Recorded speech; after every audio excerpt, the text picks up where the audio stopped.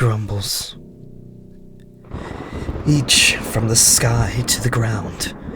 Bright arrows of light travel from cloud to cloud. Rain falls from the same clouds like dull daggers. Each drop left an impression of a wailing soul, a scream of sorrow, an exhale of agony. Yet so silent is that scream, only the mongrels hear it so.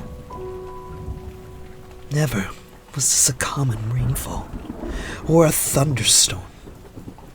This bearer of human suffering existed long before I. 'Tis a twisted amalgamation of cries of the damned that no empathy could relieve. Innocent farmers and courageous travelers perished to this monster in the sky, and they joined the unholy cause of its agony. Laid waste are they, to be only the winds of the storm itself. My family has suffered a fair amount of loss to the storm. Grandfather's age got the better of him.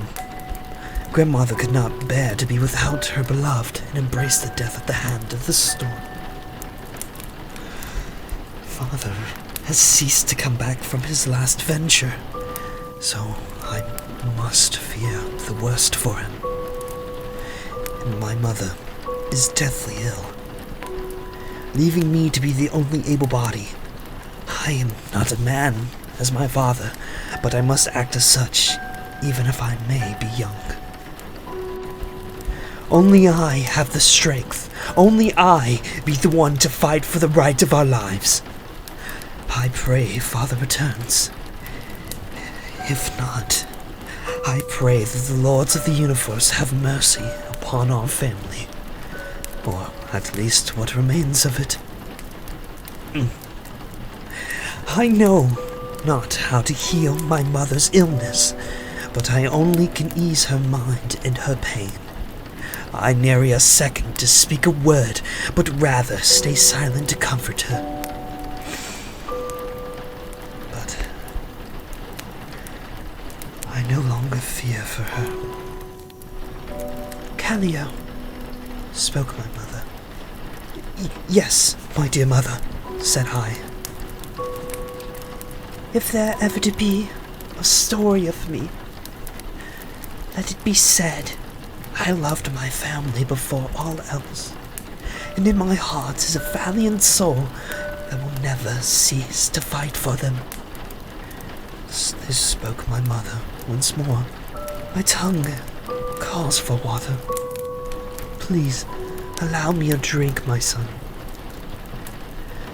I shambled to grab a jar to pour water into, but when the last drop fell, and it rippled like the ocean waves, I then took the drink for myself, for I knew my mother had passed and did not wish for me to see her move on. Then so, my eyes became just as the rivers of rain, full of sorrow, wailing, and agony, no different than the storm near to us. Silence hung around the room. The only sound heard was the dim fire and my own wavered breath.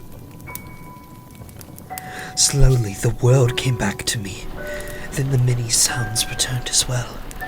Still the rain fell, but I never did look out the window. Instead, I watched the embers of the fire. I see them rise out into the air only to be snuffed out by the breeze itself. The embers and I are one. We both wish to leave, but by doing so, we cut our lives short. I turned my head to the water in my cup. With each rumble of the thunder, it ripples. Again, so are I to be the same as the object. We both wish to be at ease, but the thunder makes us quiver. I do pray that the storm lightens. Though it is massive, it is not limitless. Though it has stayed a week, it would be gone by the morrow, I hoped.